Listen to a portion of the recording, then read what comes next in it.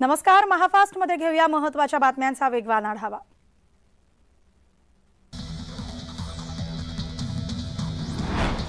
दुष्काळग्रस्त भागाच्या पाहणीसाठी केंद्रीय पथक नाशिक जिल्ह्यात दाखल झालं। त्यावेळी त्यांनी सिन्नर तालुक्यातल्या भोकणी, खोपडी, दोडी, खंबाळे आणि निराळे या गावांमध्ये पाहणी केली। ज्यावेळी आमची पिकं वाळून गेली होती त्यावेळी तुम्ही यायला पाहिजे होतं, आता येऊन काय उपयोग, असं म्हणत शेतकऱ्यांनी या केंद्राच्या पथकापुढे आपला संताप व्यक्त केलाय।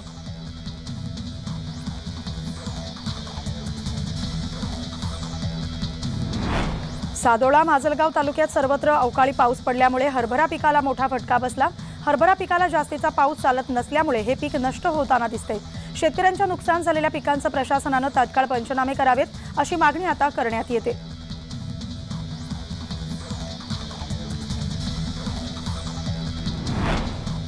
छत्रपती संभाजीनगरच्या विद्यापीठामध्ये प्रसिद्ध शेफ विष्णू मनोहर यांनी 6,500 टन खिचडी बनवले।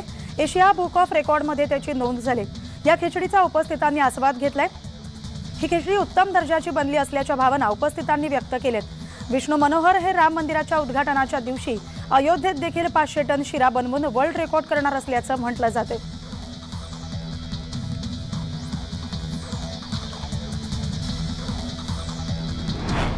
अंकलेश्वर बऱ्हाणपूर हा 4 पदरी राष्ट्रीय महामार्ग रावेर तालुक्यातून प्रस्तावित आहे। या महामार्गामुळे रावेर येथील केळी उत्पादकांसह नागरिकांना दळणवळणाच्या मोठ्या सोयी सुविधा उपलब्ध होणार। मात्र हा राष्ट्रीय महामार्ग काही लोक स्वतःच्या आर्थिक फायद्यासाठी रावेर तालुका सोडून इतर भागातून वळवण्याचा प्रयत्न करतात, असा आरोप इथले नागरिक करतात।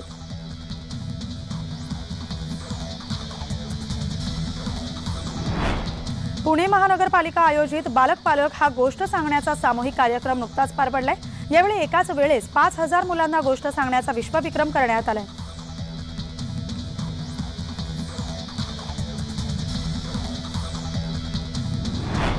सहा महिने पगार न दिल्यामुळे गोरेगाव इथल्या महानंदा दूध डेअरीमधल्या कर्मचाऱ्यांचे नातेवाईक गेल्या 3 दिवसांपासून डेअरी समोर उपोषणाला बसलेत। जोपर्यंत थकीत पगार मिळत नाही तोपर्यंत उपोषण सोडणार नाही, असा पवित्रा त्यांनी घेतलाय।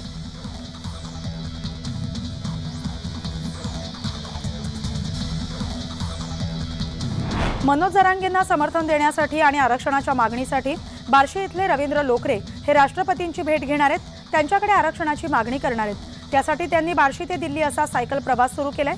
भूम शहरात मराठा समाजाच्या वतीने त्यांचं स्वागत करण्यात आलं।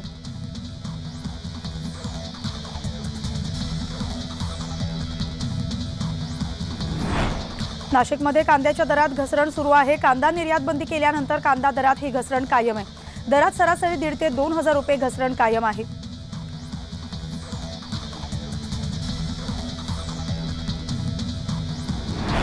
जिल्ह्यातील दुष्काळी परिस्थितीची पाहणी करण्यासाठी आलेल्या केंद्रीय पथकानं माळशिरस आणि सांगोला तालुक्यातील विविध गावांची पाहणी केली। प्रत्यक्ष शेत शिवारावर जाऊन केंद्रीय पथकानं शेतकऱ्यांच्या समस्या जाणून घेतल्यात।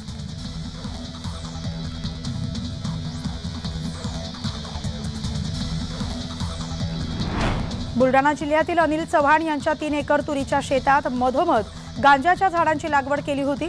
लोणार तालुक्यातील हस्ता शिवारातील शेतात छापा टाकल्यानं गांजाची शेकडो झाडंही आढळून आलीत।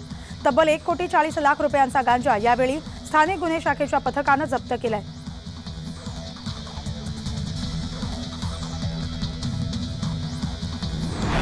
राज्यातील सर्व दुकानं आणि आस्थापनांवर मराठी पाट्या लावाव्यात असे आदेश सर्वोच्च न्यायालयाने दिले आहेत। मात्र याच आदेशाला अमरावती पदवीधर मतदारसंघाचे बुलढाण्याचे काँग्रेसचे आमदार धीरज लिंगाडे यांनी केराची टोपली दाखवले।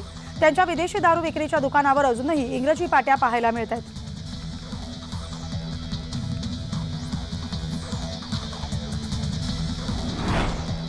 पेणच्या खारेपाट भागातील नागरिकांना पिण्यासाठी आणि सिंचनासाठी हेटवणे धरणाचे पाणी मिळावे यासाठी उपोषणाला बसलेल्या आंदोलकांनी जलसंपदा विभाग आणि राज्य सरकारला श्रद्धांजली वाहिली। यावेळी आंदोलकांना पाठिंबा देण्यासाठी परिसरातील नागरिक, महिला आणि विद्यार्थी मोठ्या संख्येने उपस्थित होते। आंदोलकांनी शेकडो मेणबत्त्या प्रज्वलित करून सरकारला श्रद्धांजली वाहत लक्ष वेधून घेतले।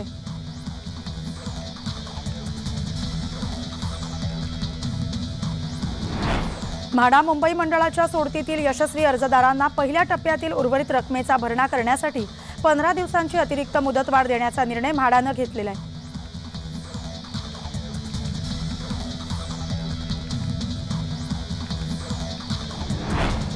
सोलापूर जिल्ह्यातील माळशिरस, माढा, सांगोला, बार्शी, करमाळा या तालुक्यांसह जिल्ह्यातील उर्वरित तालुक्यातील 45 महसूल मंडळात दुष्काळ जाहीर करण्यात आलेला आहे। त्यासाठी 2 सदस्यांनी केंद्रीय पाहणी पथक सोलापूर जिल्ह्याच्या दौऱ्यावर पाठवले। या पथकाने रात्रीच्या अंधारात सुद्धा दुष्काळग्रस्त गावाला भेट देऊन पाहणी केली।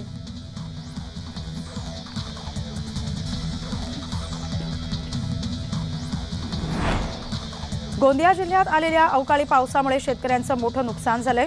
अशातच शासनाने शेतकऱ्यांना त्वरित मदत जाहीर करावी अशी मागणी उद्धव गटाचे जिल्हा प्रमुख पंकज यादव यांनी केली। अन्यथा रस्त्यावर उतरून आंदोलन करण्याचा इशारा देण्यात आलाय।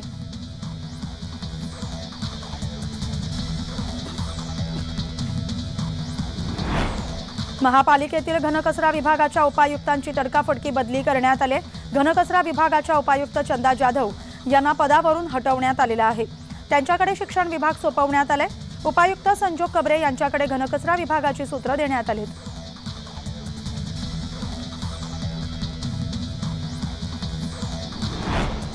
येत्या जानेवारी महिन्यात अयोध्या इथं प्रभू श्रीरामांची प्राणप्रतिष्ठा सोहळा संपन्न होणार आहे। या निमित्तानं नाशिकमधील ऐतिहासिक आणि प्रसिद्ध काळाराम मंदिरात काळारामाच्या नित्यपूजेसाठी वापरले जाणारे आणि पुजारी परिवाराच्या वतीनं 27 पिढ्यांपासून जपलेलं पूजा विधान अयोध्येच्या श्रीराम मंदिर न्यासाला उपलब्ध करून देण्यात आले।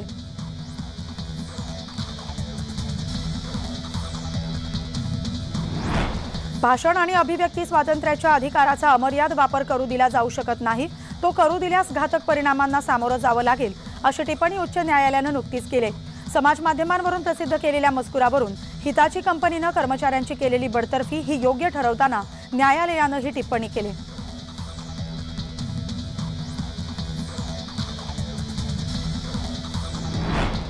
आयपीएलच्या धर्तीवर सुरू करण्यात आलेल्या नवी मुंबई प्रीमियर लीगच्या 5व्या पर्वासाठी खेळाडूंची लिलाव प्रक्रिया पार पडली। या लिलाव प्रक्रियेत नवी मुंबईतील 240 क्रिकेट खेळाडूंनी सहभाग घेतला। यातील मातब्बर 16 संघात 17 जानेवारीपासून भूमिपुत्र मैदानावर क्रिकेटचा थरार रंगणार आहे।